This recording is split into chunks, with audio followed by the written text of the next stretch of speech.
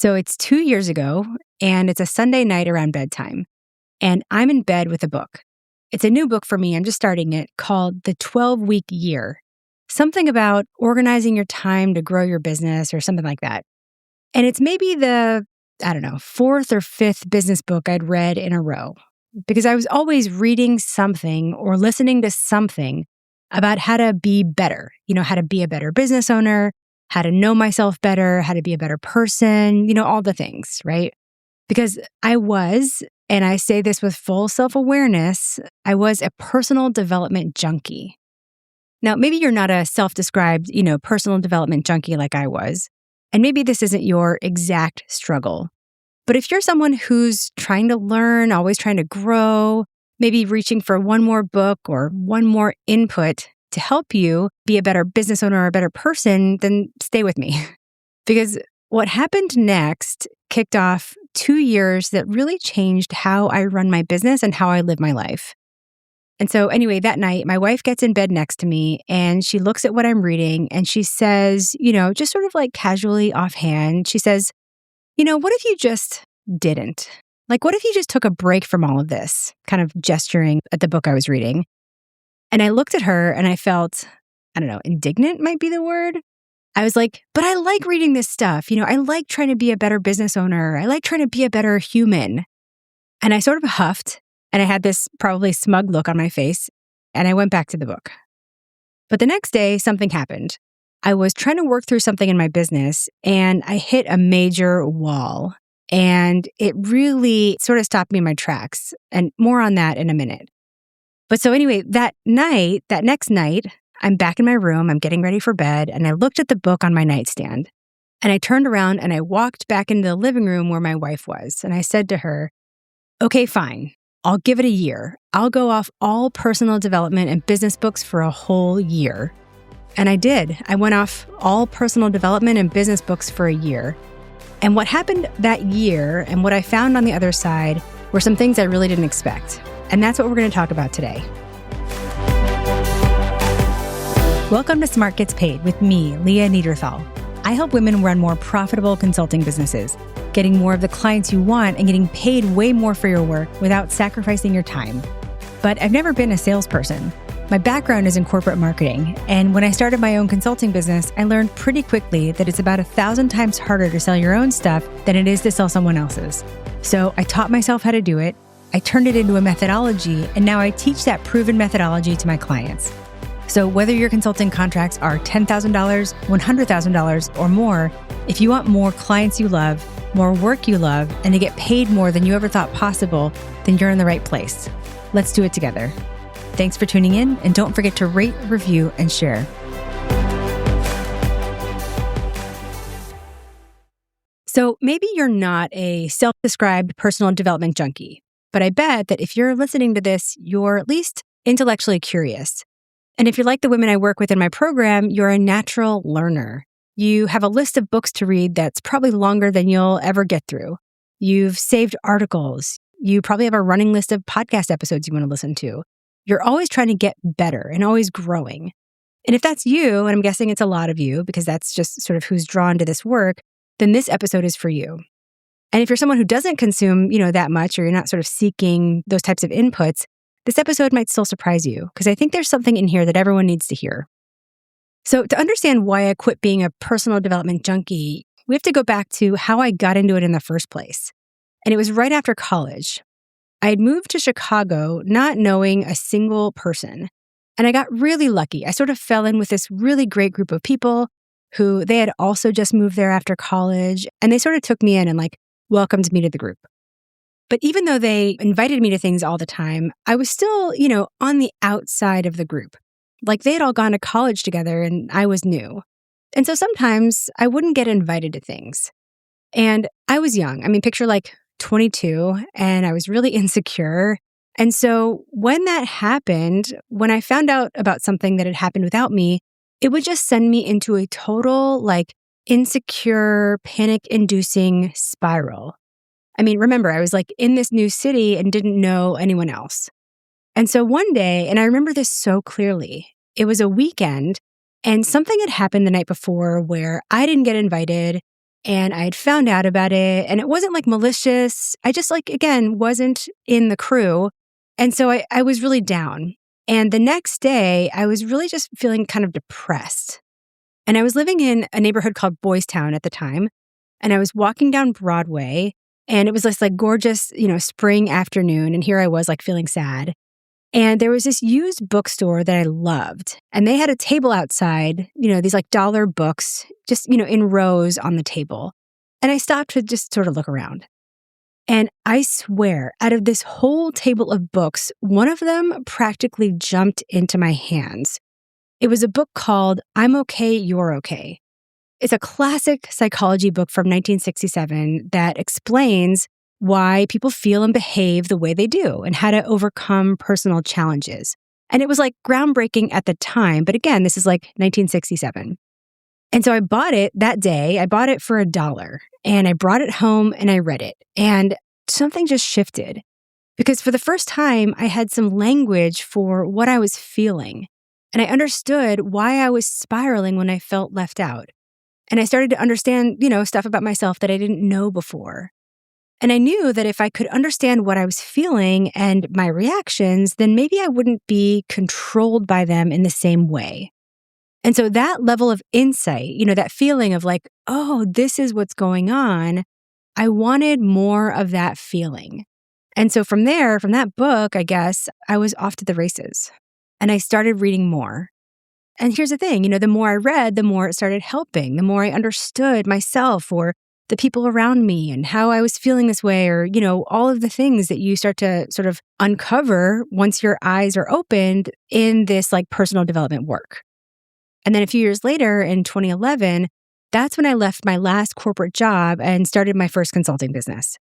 And so then, in addition to what I'd consider strict, air quotes, personal development books, I also started picking up books that weren't just about my own development, but also my personal development as a business owner.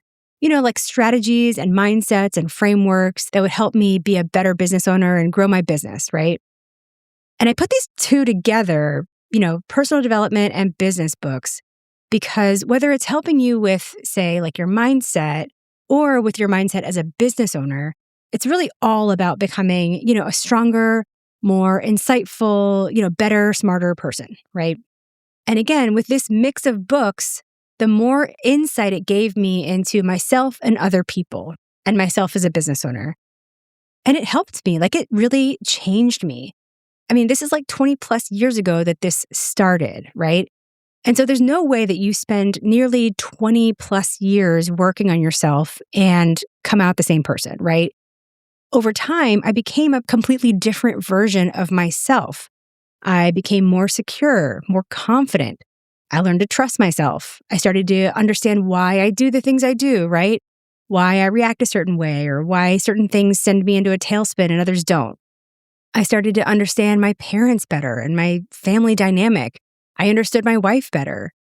All of this sort of learning and, growing and therapy and all of the things combined. And 20 plus years later, it sort of culminated in this one moment that really showed me what this work had actually done. It was when my parents were visiting me a few summers ago. So around that time, my dad had recently retired. And even though they were fine financially, they had spent years preparing for this, still, when he retired, some unexplored money fears came up for both of them. And it started to surface some conflicts around their individual money narratives that had been sort of sitting underneath, lying dormant in their marriage for the last, 46 years. And these were things they had never talked about. And so because they never talked about them, all of these fears and money story stuff was playing out in their marriage in real time. And it sort of came to a head one night where these things just needed to come out into the open and into the light, right? And so I sat my parents down and we talked for about what turned into 2+ hours. And in that conversation, I used what I knew, all the tools I had picked up over 20 plus years of personal development to basically facilitate a conversation between the two of them and help them see what was actually happening. to help them actually understand each other's money stories and how that was affecting their own decisions and their feelings and how it was playing out in their relationship. And by the end of that evening, they had really rewritten their money story together as a couple. And so that night with my parents really changed our relationship for the better. And it made something very clear to me. This work wasn't just to help me understand myself, it enabled me to help the people I love the most. And what's funny is, as just a little bit of backstory, my parents and my sister, they always kind of made fun of me for all this personal development work, right? And I was always encouraging them to read what I was reading, which they never did. But I hope that in that moment, that conversation with my parents, I showed them that this stuff isn't just, woo-woo. It really can help them. And I know it did. And some of the things I read over the years were interesting, and some of them were truly transformative. I'm going to just list a few here, and then I can also add a list to the books in the show notes. So The Power of Now by Eckhart Tolle. That was another one I read really early on, something like 2004 or so. And learning how to be present, how to observe your own thoughts instead of being ruled by them, that really, really changed me. Another one is Mindset by Carol Dweck, where I learned that I had been raised with a fixed mindset, not a growth mindset. Great in school, but not so great when you're building a business and everything is, uncertain.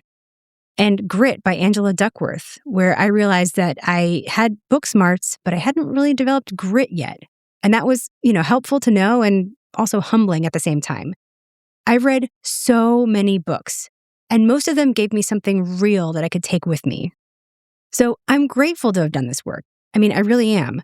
20 plus years of this type of learning has made me a better business owner, a better parent, a more patient person, a healthier person. It's brought me to therapy. It's gave me tools I still use. But, right? There's always a but. But a couple years ago, something started to shift. Because here's the thing about spending, 20 plus years soaking up everything you possibly can. At some point, it can become, too much. And I didn't see it happening until it was too late.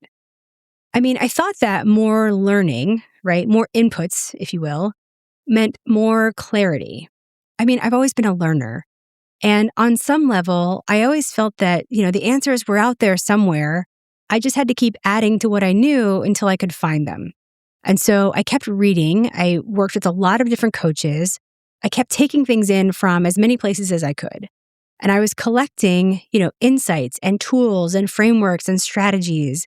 And I had this huge, personal treasure trove of this stuff in my head. And then one day, a couple years ago, I was trying to work through something in my business. I can't even remember what I was trying to figure out. But I sat down to think about it. And instead of clarity, I just heard a ton of noise. It was just noise.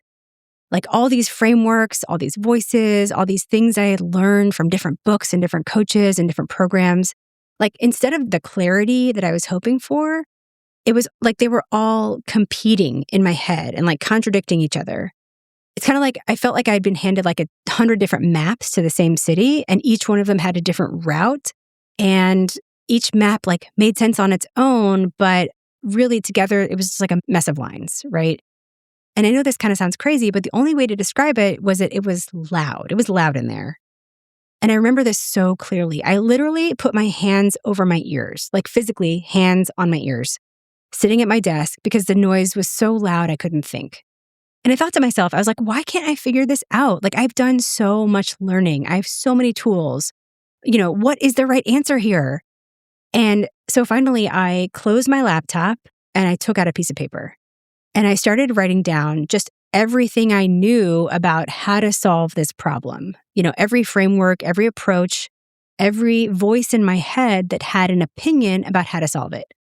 And when I was done, I looked at the list and I was oh my God, no wonder this has been so hard. And no wonder I felt I was going crazy. I hadn't built a well-oiled machine. I had accidentally done what I see my own clients do sometimes. I had sort of piecemealed all this stuff together from too many places, way too many places in my case. And it wasn't that any one tool or framework was wrong or that the coaches were bad or the books were bad. It's just that I had taken in so much from so many different places that I just had too many inputs. And the inputs had stopped enhancing my thinking and had started, kind of drowning it out.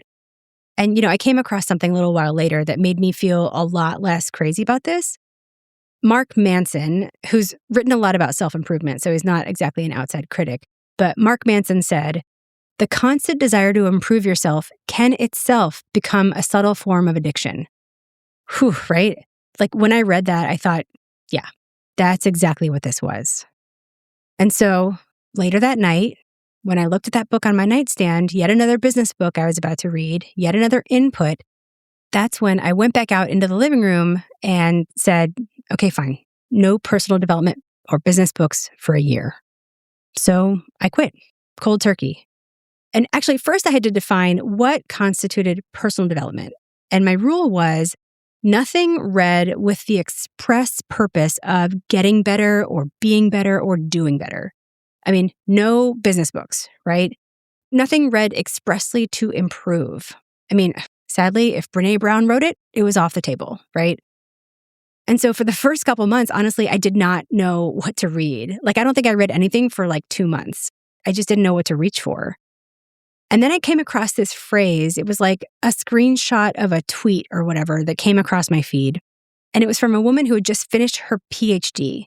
And she declared that she was embarking on what she called, and I quote, "a year of reading frivolously." And I thought, yes, that is exactly what I'm doing, a year of reading frivolously. I mean, one thing you should know about me, though, is that I do gravitate towards like nonfiction and more serious topics. So, this quote, year of reading frivolously was not exactly beach reads. I mean, I'm still myself, right? But I did read. I read biographies. I did a whole series on the lives of Black women. Tina Turner's biography, Viola Davis, Sheila Johnson, the founder of BET. Other women who'd pushed the envelope, like Kathleen Hanna of Bikini Kill and La Tigra. I read about the Vanderbilts and the Astors. I read about shipwrecks and mountain climbers. I have this long-standing, like slightly quirky intellectual obsession with Russian history and life under communism. I mean, think like East Berlin, Cold War, fall of the Soviet Union type stuff. And so I read a lot about that. I mean, see, like not lighthearted stuff. And I did read some fiction here and there. I read what I was drawn to just because I was drawn to it. And then one day I looked up and surprise, it was the year anniversary of when I started this hiatus. I had done it. I had gone a whole year. And you know what? I kind of liked it. And I just sort of kept going. And then a year became 2 years. And that point was probably 6 months ago now. And then when I did finally pick up something that felt like it was about, becoming better, the first thing I reached for wasn't a business book or a personal development book. It was a book about leadership. But we'll get to that in a second. And so 2 years later, as I look back and I remember that day where I couldn't solve that problem in my business because it was so loud in there, it's been amazing to look back and see what's changed. And that's what I want to share with you. So here's what's happened as a result of this break. More about what I learned when I quit personal development after this. The first thing that happened is I started to hear my own voice again. When you're constantly taking in other people's thinking, other people's frameworks or other people's opinions about how to do things or how to be or how to run your business, it gets loud in there, as I experienced firsthand. And the loudest voices aren't always yours. So, as an example, during this, I guess, heavy personal development and business learning time, I'd been following what I'd call like the online business owner playbook. You might know what I'm talking about. It's like build a program and then build a next program and then the next program, and create this like sophisticated funnel that moves people from one thing to the next so they can spend more money, blah, blah, blah, blah, blah. And I actually did it. Like I had the pieces. I followed what the business gurus said, to a T. I built Signed, and then I made Pack Your Pipeline. I had this like $47 thing you can buy. Like I had this whole funnel. And it was working in the sense that like people were getting results. But the whole time, something felt off to me because I was only solving pieces of the problem. Like I knew that to truly help a woman consultant build a sustainable business, you need to solve the whole thing. Like not just how to get leads or not just how to do LinkedIn, not just how to close them or how to lead a sales process or how to charge more, but how to do all of it so that you can really build a business that is profitable and feels good to run. And I wasn't doing that. I was following that playbook that says basically like solve small parts of the problem for more money and then more money after that, etc. That's what I had made instead of listening to what I knew actually needed to happen. And I also got really burned out doing that, like really burned out. I was running in circles, managing all these separate programs, doing launches all the time, and none of it felt like me. And so during that year, that first quiet year, I made a decision. I shut it all down. And I folded everything into one program that I knew would solve the entire problem, not pieces of it, just all of it. And I called it the Academy. And I talk about that decision in episode 31 called The Biggest Decision in My Business. And the moment I made that decision, I felt something I hadn't felt in a long time. I felt like I was doing something that was true to me. Like I was finally doing what I needed to do, not what the playbook said I should do. And that was my voice. And I had totally stopped being able to hear it because there were just too many other voices telling me what to do. And so when I went quiet, so to speak, in that year of no personal development, I started hearing my own voice again. The second thing that happened is that it became easier to make decisions. When there are too many voices telling you the right way to do something, you spend all your energy trying to figure out whose right way is actually right. And that's exhausting because you're never really operating from a place of truth in yourself. You're operating from a composite of everyone else. But when I stopped trying to find the absolute right way to do things, it was easier for me to decide which way was right for me. And there's one moment when I could see how much that had shifted. So a little while into running the Academy, our Academy members started going through things like life things. They were taking care of aging parents, or they themselves got sick, or they had a new baby. And, when life happens like this, people naturally need to step back from a program and focus on, what's important in their lives. And so the question came up internally, like, what do we do in these situations? What's our policy? And I didn't hesitate. I didn't go looking for what other programs would do or what the online business playbook says about member retention or what anybody else would recommend. I just thought, what would I want if I was in that situation? Like, what do our members actually need? And the answer was so clear. And so we created the first family leave and maternity leave policies in the coaching industry. So when a member needs to step away for an illness or a family thing or a new baby, we pause their payments. For family leave, we pause it for 2 months. And for maternity leave, we pause for 4 months. And during that time, when, your payments are paused, we don't just also turn off access to the community. Because when you're going through something hard or something life-changing, what you need most isn't to be alone, it's to be with other people who understand. So I announced it, we updated the agreement, and that was it. There was no deliberating, no committee, no second guessing of what the right answer was supposed to be. And that's what it feels like when the noise is quiet enough to hear myself. Decisions stopped feeling hard. They felt obvious because I knew they were coming from me. All right, so the third thing that happened. This third one is harder to explain, but it might actually be the most important. So when you're deep in personal development, like really deep like I was, you spend a lot of time looking inward, like thinking about yourself, working on yourself. And that's, valuable. I mean, that's kind of what personal development is all about. But there's also a point when you've been looking at your own shoes for so long that you've sort of forgotten to look up.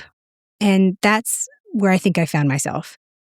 So at some point during that quiet year, I was talking with another business owner and she mentioned a question that she asks her clients. And it goes like this. She said, if aliens came down from outer space and watched you for a week, just watched you from the outside, what would they think is most important to you? All right, I'm going to ask it again.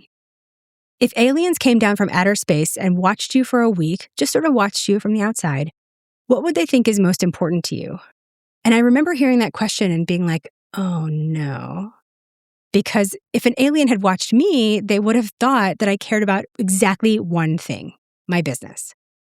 And I mean, of course, we work hard to make money, to support a good life and give our kids opportunities and take care of our health and all of that. But aliens wouldn't have that context. And so if they only looked at what I was doing, they would think I only cared about my business. And that really sort of rocked me. And after sitting with it for a while, I shared that question with my best friend, Courtney, who's also an ambitious business owner.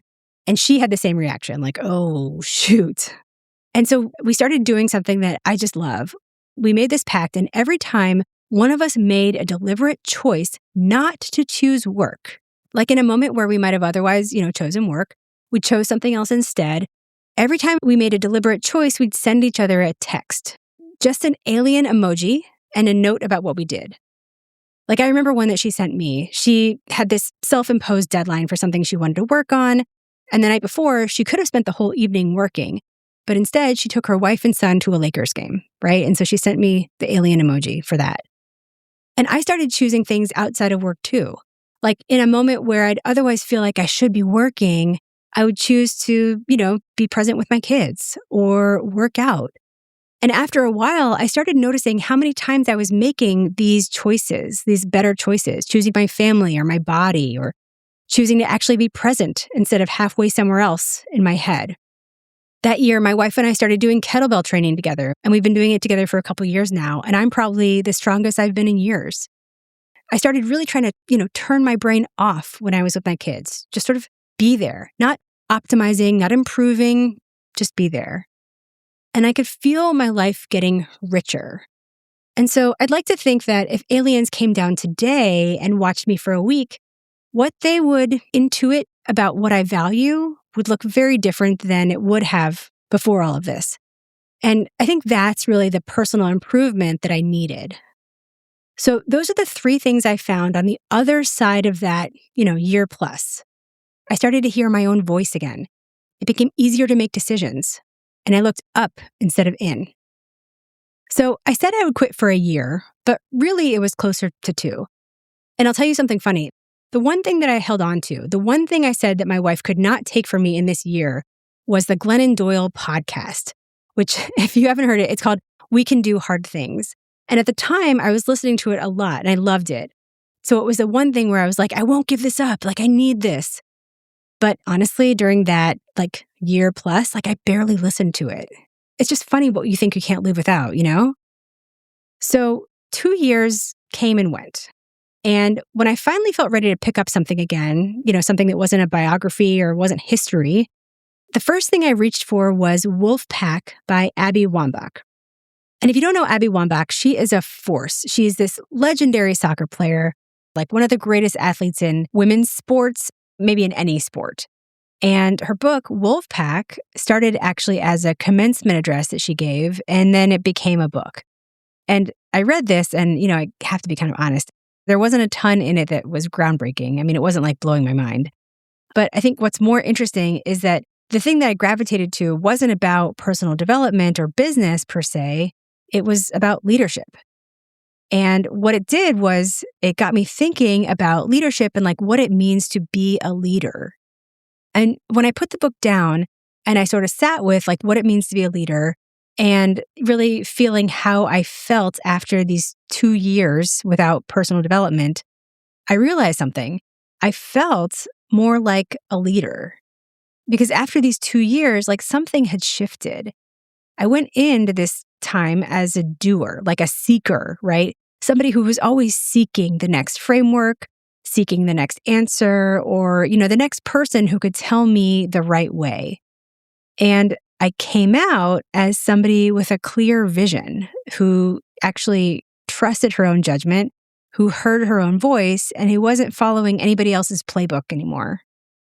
And, Mandy Ellefson, who's a colleague of mine, and she's been a guest on this podcast, says that your business will grow in direct proportion to the degree to which you are a leader. And I believe that's true. Because since then, since this shift, my business has grown. My team has grown. I have a clear 5-year vision that we're actively working towards. And my sense of what this company actually is has changed entirely. It's not just Leah's coaching business anymore. It's a real company, going somewhere real, solving real problems for the women who need it. And I don't think I would have gotten here if I didn't take those 2 years. So I went in as a seeker and I came out as a leader. And that's kind of the whole story, the whole journey in a nutshell. So I always like to leave you with something that you can use today. And for this topic, here it is. If you're someone who consumes a lot, right? Like a lot of books, a lot of podcasts, a lot of programs, a lot of content, I'm not saying to stop, right? I did 20 plus years of that, and I'm grateful for all of it. What I'm saying is, at some point, more input stops giving you more clarity and just starts giving you more noise. So here's one thing I want you to try. Pick one person you trust, one teacher, one framework, one approach that feels true to you.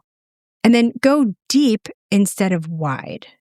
Let it land, let it integrate.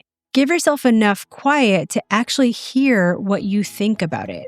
Because that's what going deep instead of going wide really buys you. It's not about, how many books on the shelf you have. It's about when the noise gets quiet enough, you can actually hear your own voice. And your own voice might be the one that you've been ignoring or discounting this whole time. And it's the most important one in the room. If there's a woman business owner in your world who you think might need to hear this episode or might benefit from it, I hope you'll share it with her. All right? Thanks so much for listening, and I'll see you next time.